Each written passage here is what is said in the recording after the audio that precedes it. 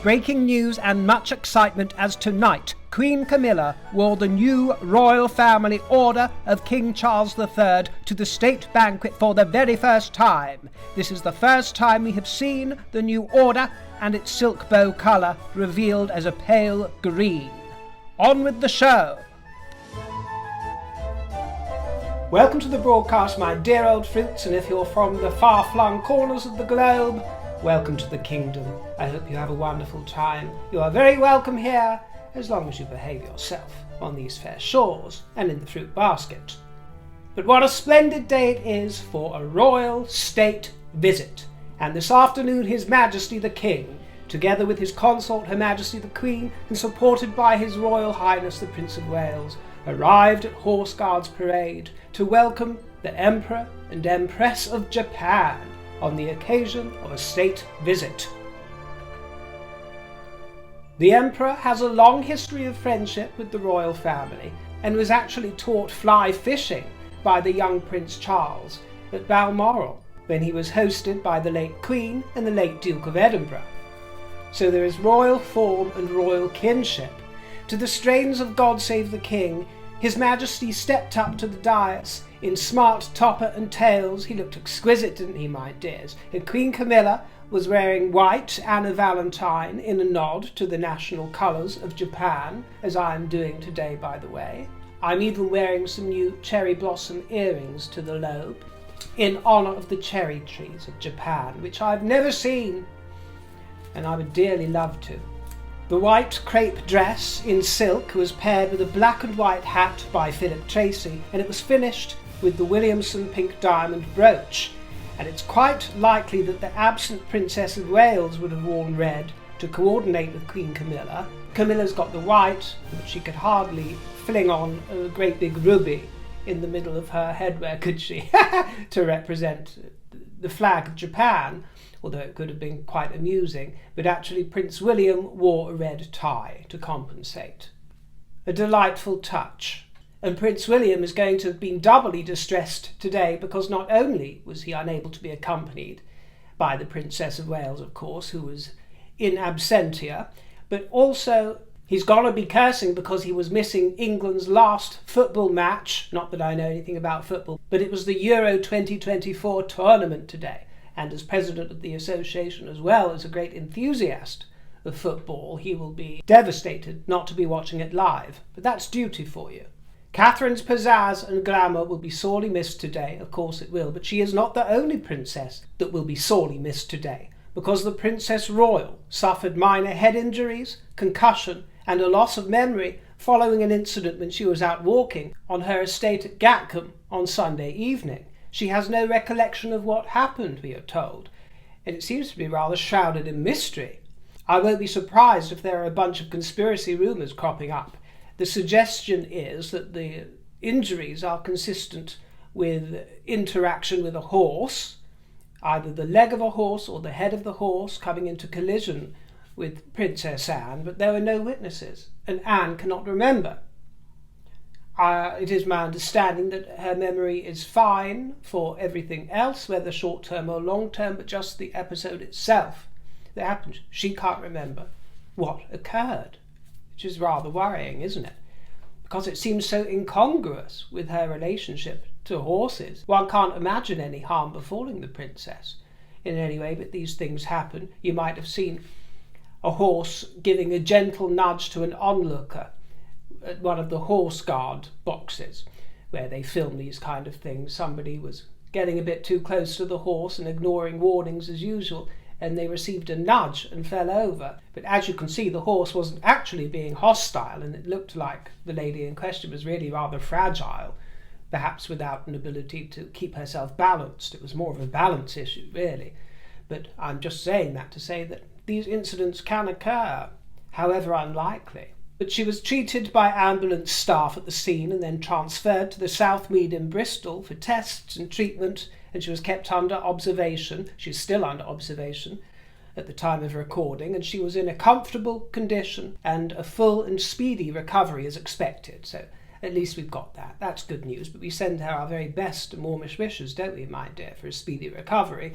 But on doctor's advice, and this is very sad, on doctor's advice, the Canada tour, the official tour to Canada, due at the end of this week, has been postponed. So we're very sorry to disappoint you, Canadian fruits, and the princess has sent her apologies, but this will be hard for her because she looks forward to this. Canada looks forward to her arrival every time, and she would have wanted to be there also for the state banquet this evening. So highly frustrating.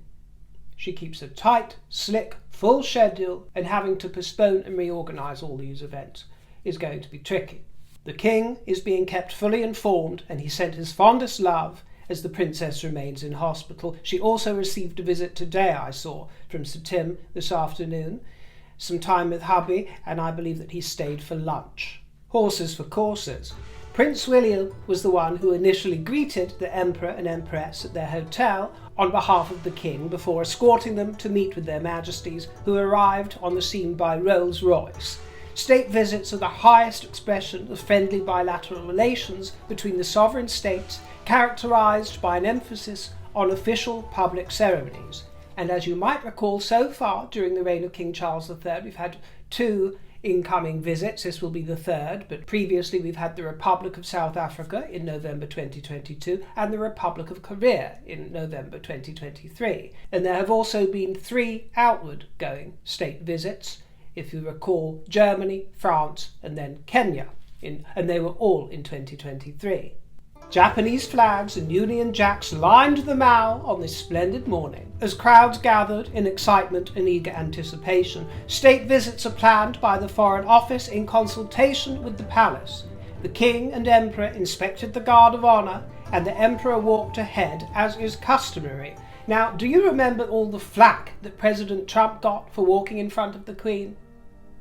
Do you hear any of that criticism today as the Emperor of Japan does the same thing? The sound of tumbleweed. Tumbleweed! Yes, this is part of Trump derangement syndrome, my dear, because actually it was totally de rigueur and Her late Majesty would not have had it any other way. And to be honest, she didn't give a flying fuck where Trump walked. The royal family take the duty of hosting just as seriously as all their other duties, and it comes very naturally to them. It was the late Queen, Michelle Obama tells us, who insisted on serving the president tea herself, and she wouldn't hear anything about it when they offered to do the honours politely on her behalf. Absolutely not, she said. I will serve you. I will serve you the tea. And it was her pleasure to do so. This is not only British, but English. This is the English way, my dear. It actually has quite a lot in common with Southern hospitality, the Southern hospitality of the United States, which is renowned, world-renowned, for its good etiquette. As for the brooch, I won't go into too much detail because Queen Camilla has worn the Williamson pink diamond before, and she wore it quite recently, so we discussed it a few weeks ago, but if you remember, it features one of the rarest flawless pink diamonds in the entire world, and it was a gift to Princess Elizabeth, as she was in 1947, from the owner of the Williamson mines of Tanzania. It's all right for some, isn't it, my dear? All right for some. But it looked exquisite, of course, and the last time we spoke of it, a viewer by the name of MM, who I believe is not Meghan Markle, so don't worry about that, because MM said, the Williamson pink diamond is so gorgeous, it puts Meghan's collection of tat and blood diamonds to shame. Seriously, 1 in a million, it takes my breath away, indeed, my dear. And there were 7 landaus carrying 20 people in royal procession today. It was a real treat for the senses. And the Empress was wearing a mask. Now, this caused a flurry of confusion, and a few folk thinking that perhaps she was taking infection awareness a little bit too seriously, but we are told that she was wearing a mask due to her chronic allergy to horse hair. Poor gal, who would have thunk it? Well, after they processed to Buckingham Palace, they had lunch together, and no doubt they're going to be discussing the Emperor's fascination with the Thames Barrier, because actually he had undertaken a private visit over this weekend after they'd both landed here in Britain, he developed an interest during his years of study at Oxford University in the Thames Barrier, which is a retractable system built to protect the floodplain of Greater London from high tides and storm surges that move up from the North Sea. It's a real pet passion of his. So lots of things there to discuss over with the king. Contact between the royal family and Japan goes back over 400 years to the letters and gifts of friendship exchanges by Shogun Tokugawa Ieyasu and King James I. The first foreign royal visitor to Japan, after the end of 250 years of its closed country policy of relative isolation from the world, was Queen Victoria's son Prince Alfred, Duke of Edinburgh. The 25-year-old prince arrived in Japan in August 1869 while serving as a naval captain aboard HMS Galatea and met Emperor Meiji. On leaving Japan, Prince Alfred wrote to his mother describing the beautiful landscape and the charming palace in which he had stayed. Crucially, the Japanese government had shown him the greatest civility and attention, particularly important in those early years of diplomatic contact. The Prince of Wales, later King Edward VIII, spent 4 weeks in Japan in 1922. He arrived in April, having been advised it was the best month to see the cherry blossom. The official visit included a banquet at the Imperial Palace in Tokyo, tours of Shinto shrines, and the unveiling of the Allied War Memorial at Yokohama.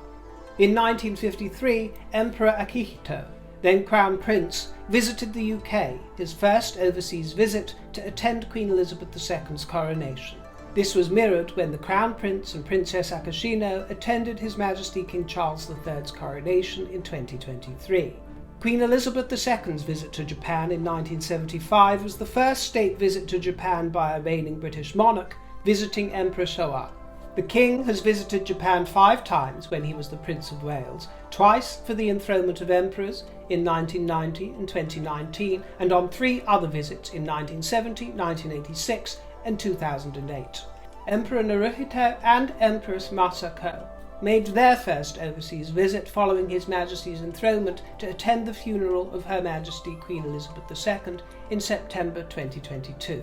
And next time we get together we can discuss the state banquet, which will be happening as this broadcast goes out. Excited to see what turns up, but we'll be desperately missing Catherine's touch of glamour, although the Queen is doing extremely well on her own. But Catherine and Anne will be sorely missed. Sorely missed. Now, as for the subject of Taylor Swift and those selfies with the Waleses last week, well, I received hundreds of comments in response to me saying that the sharing of celebrity selfies in that sort of vein, as we saw with Taylor Swift, is not my cup of tea. Well, half of you agreed with my sentiments and my thoughts on it, and a good half of you did not agree with me. Most of you stated those thoughts very politely, but as usual, more than a handful of comments came through from some total fuckwits out there who were totally misconstruing my complaint, and on some occasions willfully misinterpreting what I said. Even after I caveated my thoughts in that broadcast, I said that I know I'm going to get comments from people saying, but it's fun, it's all just good fun, they deserve it, they're children, River, calm down about it. Still, even as I caveated it, still some of these fuckwits repeated those very lines to me, as if I hadn't already told them what they were going to tell me. Fuckwits repeated my lines, as if I hadn't already considered those takes on the matter. Honestly, what I'm saying, and what was obvious to those of you who are a little bit more switched on out there, is that there was no need to petition me with your reasons for approving for the royal selfies, because I know those reasons already. Do you think I can't work them out for myself?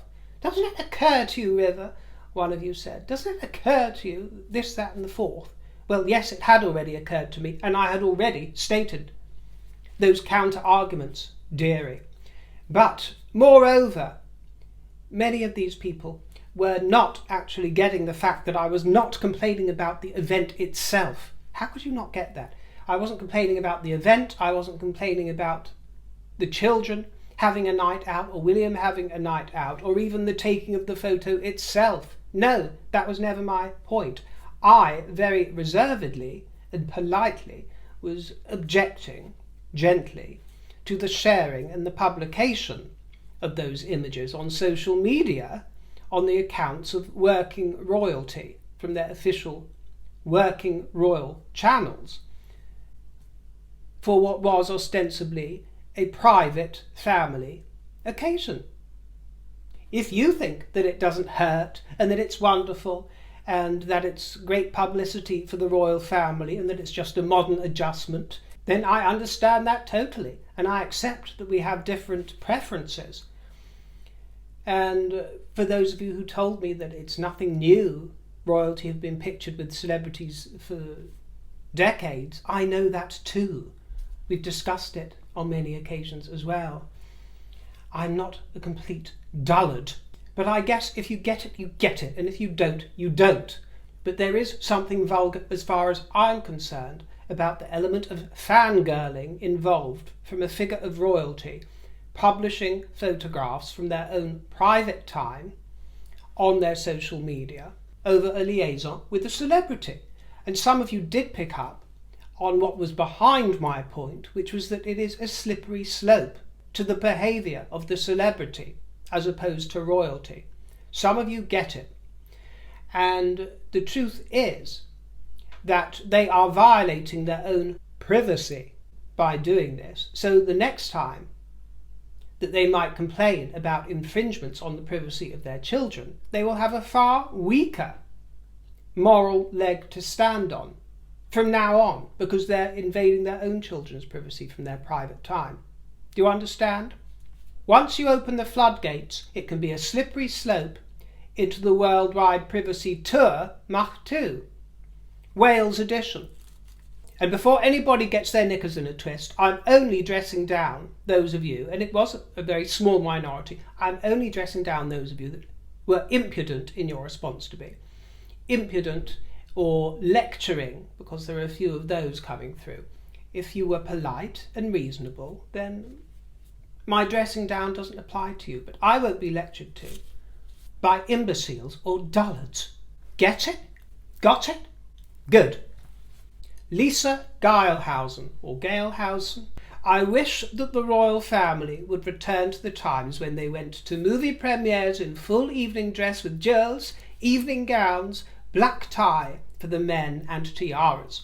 Wouldn't that be fun? A little formal perhaps, but dignified and regal to see the Queen and King and princes and princesses all dressed up and enjoying themselves at the theatre or opera or concert or movie, and I think people would love it. What say you, River? Could you please comment on my suggestion and give your opinion, please? Thank you, my dear. Thank you, Lisa.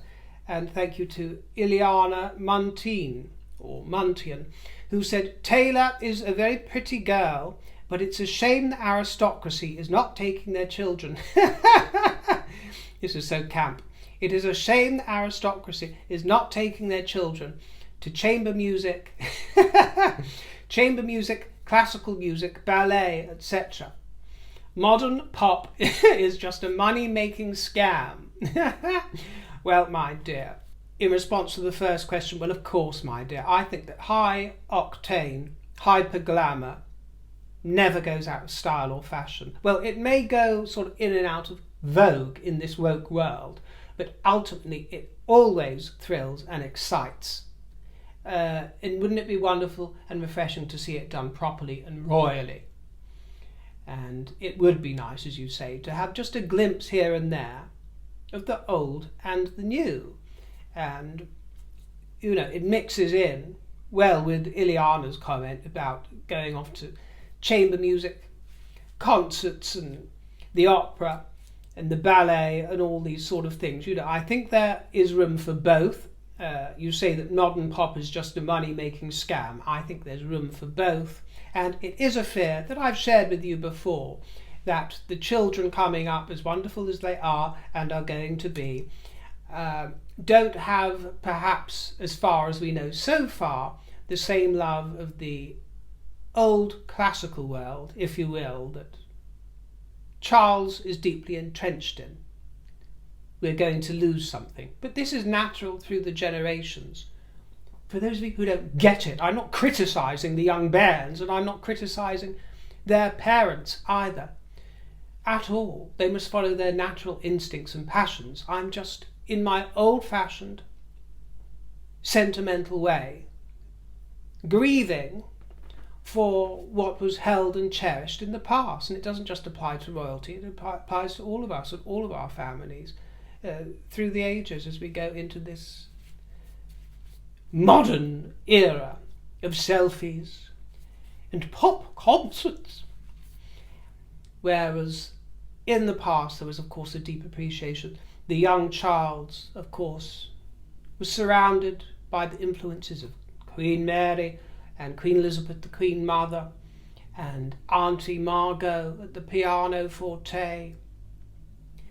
And they were all so encouraging of the classical pursuits and passions. The theatre, of course, he was encouraged with, knowledgeable about composers. And let's see how these three coming through progress. But all I'm saying is that I agree with you, or your sentiments here, that it would be nice if we saw the Wales family coming through with genuine passions and genuine interest in these things, rather than simply paying lip service here and there. Not saying that that is what they're doing, but there is something so authentic and genuine in Charles and even Camilla's interest in the arts and poetry and literature and all these things that comes from the heart and comes from their natural enjoyment of these things. And it would be wonderful to preserve them and cherish these interests as they progress towards William's kingship and Catherine's queenship. And this is where extended members of the royal family really come in useful, and why it's really rather worrying that we keep seeing this slimming down of monarchy as they get fewer and fewer with regards to visibility, because it's useful to have the likes of a Lady Sarah Chatto popping up, our delicious gâteau, Sarah Chatto, because the Royal Ballet School announced Lady Sarah as their new president.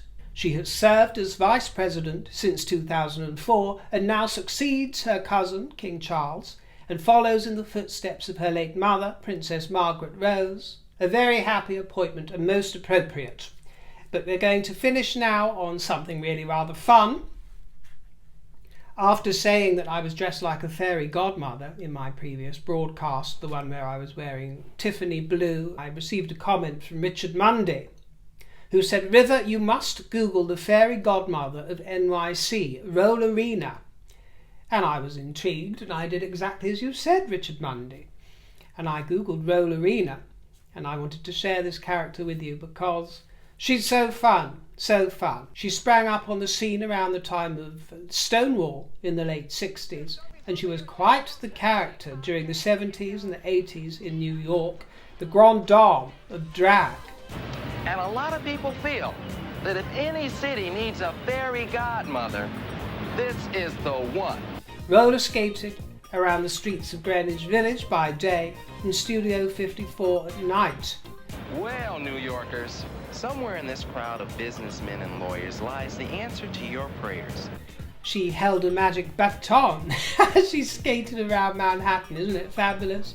A wand of her own, or a baton, endowing the general public with a tap to the head, a Rollerena blessing, if you will. And he worked as a stockbroker by day before transforming into a Rollerena at night.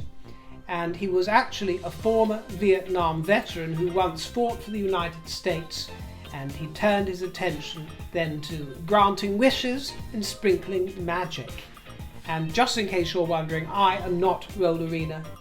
I know there might be some similarities with regards to our wardrobe and look, but I can assure you that I am not Rollerena, in case any rumours begin.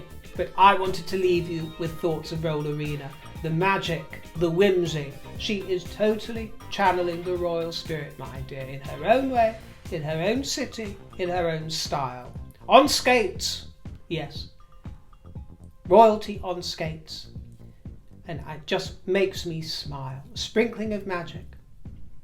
Spreading joy and gaiety all over Manhattan. So I really wanted to share that, because what a fruity character. What a fruit crumble. Bit of a fruit cake and a fruit tart, but oh so joyously fruity. Do any of you, my Manhattan fruits, my big apples of Manhattan, do you remember Rollerena? Do you know what happened to her? I've got quite a lot of fruits in Manhattan that watch this broadcast, and some of them from that time and that scene, as we've spoken about before, and we've met them. Perhaps Rollerena herself is watching the broadcast, unless she's dead. I will continue to be inspired by her and the fairy godmothers of this world to bring some fruitiness and some joy. And if I made you smile, my tip jar is in the description box. See you next time, my darlings, and toodle pip. What is Rollerena's mission? I protected the American people from the threat of communism. I should have the right to spread peace, love, joy, and happiness everywhere Rollerena rolls.